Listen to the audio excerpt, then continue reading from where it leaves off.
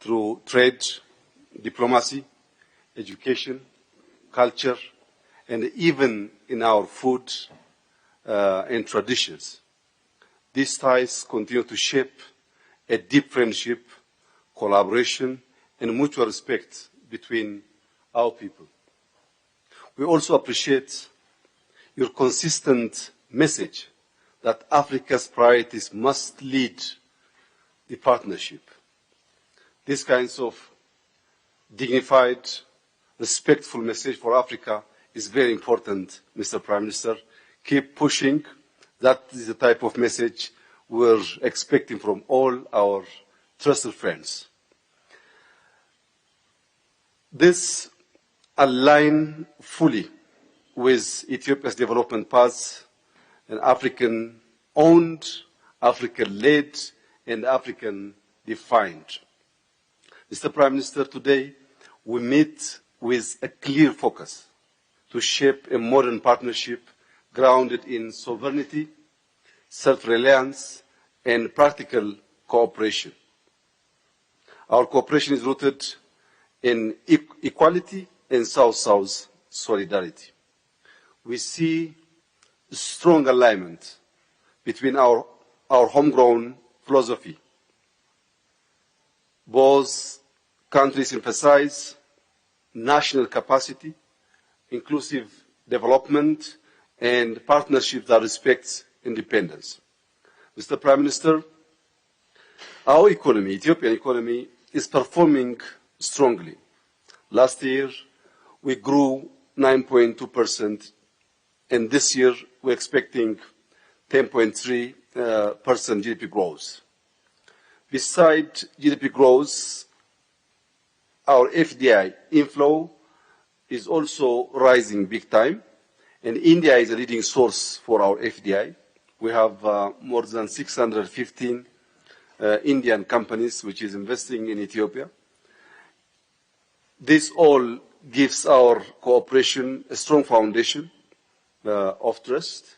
I think our decision today that we elevate our historic relationship to strategic relationship is the right decision.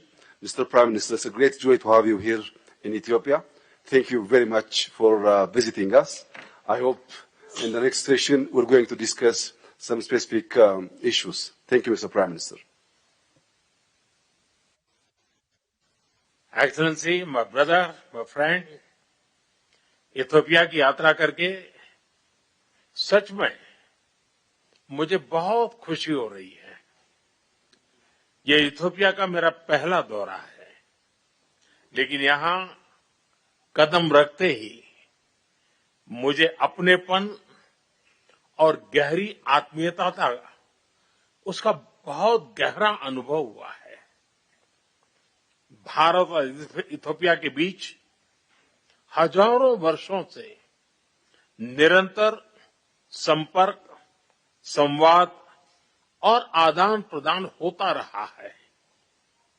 अनेक भाषाओं और समृद्ध परंपराओं से संपन्न हमारे दोनों देश विविधता में एकता का प्रतीक है। दोनों देश शांति और मानव कल्याण के प्रति प्रतिबद्ध लोकतांत्रिक शक्तियां हैं। हम ग्लोबल साउथ के सहयात्री भी हैं और साझेदार भी हैं। अंतर्राष्ट्रीय मंचों पर भी हम कंधे से कंधा मिलाकर खड़े रहे हैं। अफ्रीकन यूनियन का मुख्यालय इथियोपिया में होना इथियोपिया को अफ्रीकी डिप्लोमेसी का मीटिंग पॉइंट बनाता है। एक समावेशी विश्व, इंक्लूसिव वर्ल्ड के साझा विजन से प्रेरित होकर भारत ने 2023 में यह सुनिश्चित किया कि अफ्रीकी यूनियन G20 का सदस्य बने। इन्हीं सभी पहलुओं को ध्यान में रखते हुए आज हम भारत इथियोपिया संबंधों को स्ट्रेटेजिक पार्टनरशिप पर उस स्तर पर ले जा रहे हैं। ये कदम हमारे संबंधों को नई ऊर्जा, नई गति और नई गहराई प्रदान करेगा। भविष्य की अपार संभावनाओं को साकार करने के लिए एक स्पष्ट रोडमैप तैयार होगा।